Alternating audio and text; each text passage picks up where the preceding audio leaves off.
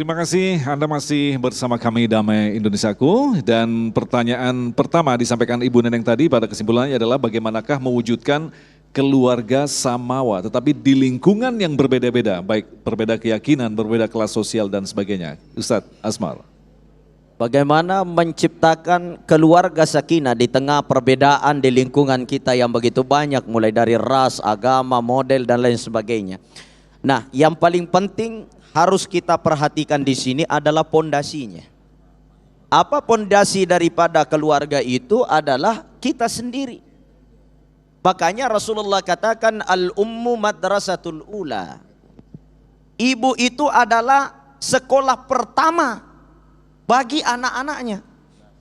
Sekolah pertama bagi keturunannya. Kenapa? Karena untuk menciptakan keluarga sakinah mawaddah warahmah, keluarga yang baik, harus ibu itu berdiri tegak dengan ilmu agama yang mumpuni. Kalau tidak memiliki ilmu agama yang mumpuni, dia harus ikut ta'lim. Ikut Damai Indonesiaku TV One, banyak-banyak dengar pengajian dari guru kita Ki Haji Syahdan. Itu adalah pondasi utama.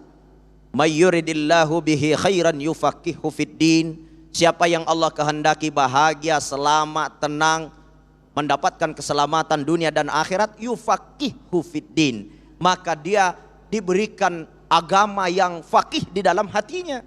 Artinya pondasi utama yang harus dibangun adalah kuatkan agama dalam rumah tangga. Kalau agama kuat, mau perbedaan apapun di sekeliling kita, mau modelnya seperti apapun di sekeliling kita, mau telanjang semua di sekeliling kita, tidak akan mempengaruhi kehidupan kita karena pondasinya kuat, yaitu agamanya kuat.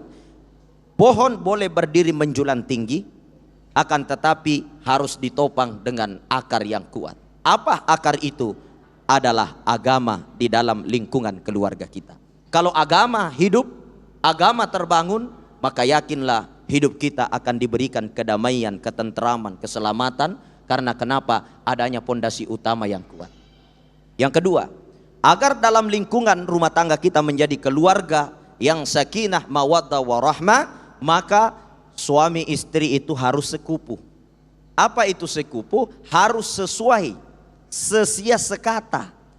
Kalau suaminya inginnya ini, maka istri harus ikut bagaimana mendukung dan mensupport suami. Kalau yang dilakukan suami tidak sesuai agama, ya tentunya dia harus hadir memberikan nasihat dengan cara yang hikmah. Bagaimana caranya? Ya, istri harus pandai-pandai memberikan nasihat ke suaminya. Ya, jangan memberi nasihat tapi malah menyakiti hati. Kan banyak juga begitu. Suami salah sedikit, sudah satu lembar bahasanya perempuan. Tidak bisa bahagia. Betul tidak? Bapak-bapak bilang betul. Kenapa? Semua biasa dimarah-marahin sama istri. Maka harus sekupu. Apa yang dikatakan oleh istri, suami harus pandai menghargai. Apa yang dikatakan oleh suami, istri harus pandai menghargai. Maka insya Allah hidup kita akan berada dalam ketenangan. Kenapa? Karena adanya konektivitas antara suami dengan istri, istri dengan suami. Seperti itu. Nah, Kiai Sadang, kalau kita kembangkan, artinya seperti dikatakan tadi oleh Ustadz Asmar, bahwa ibunda adalah guru yang paling awal bagi anak-anaknya. Lantas bagaimanakah Ustadz memberikan pengkritisan, pendapat tentang ibu-ibu yang lahir di era milenial, di mana mereka pun juga sebagai ibu, sebagai pekerja di sini. Silakan. Ya.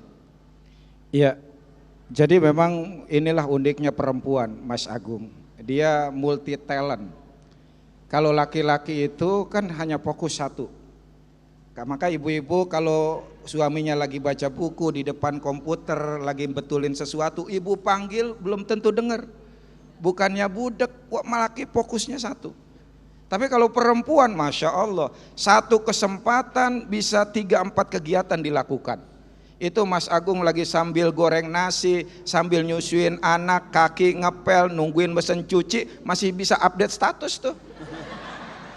Lagi kerja gitu ya? Lagi kerja gitu kan, anak lagi rewel gitu kan, tapi nasi belum matang. Keren banget perempuan itu. Nah, maka di era milenial seperti ini, perempuan memang jangan ketinggalan teknologi, tapi juga jangan lupakan perannya di keluarga. Yang pertama, perempuan itu menjadi cermin seorang suami loh. Makanya mar'ah seakar kata dengan mir'ah. Bedanya kasroh sama fathah doang. Mar'ah itu perempuan, mir'ah cermin. Perempuan cerminnya laki. Maka kalau pengen lihat akhlaknya suami, lihat akhlaknya istri. Kalau pengen lihat imannya suami, lihat imannya istri. Kalau pengen lihat dompetnya suami, lihat muka istrinya. Bu, kenapa suaminya bokeh? Kok bapak tahu muka lo demek banget? Artinya istri harus menjaga kehormatan laki-laki, kehormatan keluarga menjadi benteng terakhir iman rumah tangga. Kalau suami gaji sebulan 10 juta, tiba-tiba suami datang bawa 100 juta, tanya. Jangan main garot aja tuh 100 juta. Dari mana nih bang uang duit? Udah pakai aja. Enggak bang, saya izin bertanya. Abang kan gajinya 10 juta. Nih abang bawa 100 juta dari mana bang? Udah lu cerewet banget, pakai aja. Enggak bang, saya harus tahu ini uang dari mana. Ini uang boleh nipu bu. Masya Allah bang, abang rela ngempanin anak kita yang polos-polos begitu bang. Saya nggak rela dimpanin abang dari harta yang haram. Bawa pergi lagi uang 100 juta. Saya nggak peduli pak, nggak peduli saya 100 juta. Keren banget tuh perempuan. Ada yang begitu ada? Kalau ada saya boleh nambah lagi tuh. Lah susah. Baik. Jangan sampai suami datang bawa 100 juta, dari mana nih bang? Udah pakai aja. Dari mana bang? Ini menang judi. Lah kurang bang segini mah bang. Itu pak. Judi lagi, itu, judi lagi sono pulang. Parah itu kira-kira. Kira-kira begitu. Baik. Perempuan jangan ketinggalan teknologi karena sumber pendidikan anak ada di teknologi sekarang. Tapi jangan lupa perannya, terutama sebagai tadi madrasah, juga sebagai benteng terakhir keimanan keluarga. Luar biasa ternyata sosok seorang ibu.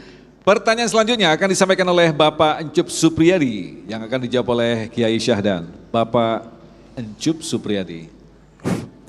Bismillahirrahmanirrahim. Assalamualaikum warahmatullahi wabarakatuh. Berkenaan dengan lingkungan, yang paling nyata sekarang ini adalah pengaruh HP, bapak-bapak, ibu ya. Ya, gimana HP mempengaruhi perilaku anak. Ya, di sekolah juga luar biasa. Apakah pengaruh HP ini berkaitan dengan settingan orang-orang yang memang ingin menghancurkan generasi muda kita? Kalau kita kaitkan dengan surat As-Saff ayat 8, mereka hendak memadamkan cahaya agama Allah, ya, dengan mulut-mulut mereka, tetapi Allah tetap menyempurnakan agamanya walaupun orang-orang kafir itu membencinya. Nah, apakah hal itu merupakan arahnya ke sana seperti itu? Baik. Dan bagaimana cara kita untuk mengatasi hal seperti itu? Terima kasih. Assalamualaikum warahmatullahi wabarakatuh. Ini pertanyaan kritis sekali, jadi dikaitkan dengan jangan-jangan ada grand design yang merusak kita ini. Kiai Syahdan. Ya, jadi memang terlepas dari grand design, konspirasi atau tidak, kita sudah tidak bisa terlepas dari yang namanya dunia teknologi. Nggak bisa terlepas. Anak juga nggak bisa kita cegah, bukan zaman kita. Zaman kita dulu mainannya apa sih? Paling gala asin, dampu, ya kan? Main karet. Tapi anak sekarang Allahu Akbar. Teknologi memang seperti pisau bermata dua. Kalau kita arif menggunakannya positif, kita jalurnya, dan anak kita arahkan yang baik, insya Allah teknologi menjadi penunjang prestasi yang hebat buat anak kita. Tapi sebaliknya Pak, kalau kita nggak mampu beradaptasi dengan teknologi, kita salah mengatur strategi dalam rumah tangga, bahkan kita salah pendekatannya dengan anak yang sudah cinta dan melekat teknologinya, bahaya Pak. Karena itu apa? Bagaimana strateginya? Ini kadang-kadang Bapak Ibu mohon maaf, jadi orang tua seringnya lebih banyak sebagai guru, sebagai hakim. Ini yang fatal, mohon maaf. Harusnya orang tua, mohon maaf, ya kan. Belum tentu saya juga bisa praktekkan, belum tentu. Kita lagi sharing aja ini mah. Harusnya kita sebagai orang tua, selain sebagai ayah atau ibu, kita juga harus sebagai sahabat anak kita.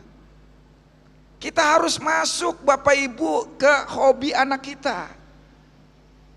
Kita langsung kalau nggak masuk langsung frontal, kita cegah jangan ini jangan, wah ngelawan, nggak bisa. Harusnya masuk ke hobi kita. Nih Bapak Ibu, anak kita kan hobi main Mobile Legend nih. Siang malam Mobile Legend, lagi main kita deketin, Assalamualaikum, Waalaikumsalam. Nggak nengok tuh anak kita, Waalaikumsalam. Oh nak, Masya Allah itu yang namanya Papa Lot ya nak. Itu kan Papa Lot kan itu master jungle ya nak. Tuh Papa Lot nggak bisa dikalahin ya nak. Semua hero bisa dikalahkan oleh Papa Lot gitu. Kok ibu tahu bu? Ya ibu juga tahu nak. Ibu kan baca juga. Ini anak ketika orang tuanya tahu dia suka kegemaran anak, maka dia akan terbuka Bapak Ibu.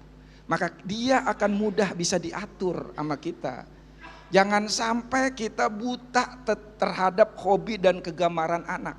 Sulit kita bu. Hanya permukaan kita lihat main mulu, kapan sholatnya?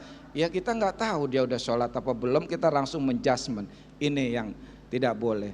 Jadi Bapak Ibu sekalian, ariflah bagaimana kita susun strategi supaya kita bisa damai di rumah tangga kita, sama anak kita bisa atur. Selain itu jangan lupa teladan orang tua. Ini teladan juga sangat penting sekali nih. Jangan sampai anak kita marahin, kitanya sendiri tidak menjadi contoh yang baik buat anak-anak kita. Pelan-pelan Pak, pelan-pelan membina anak kita. Smooth, nggak kayak kita dulu Pak, saya di pesantren bangun tahajud langsung sabet aja Pak.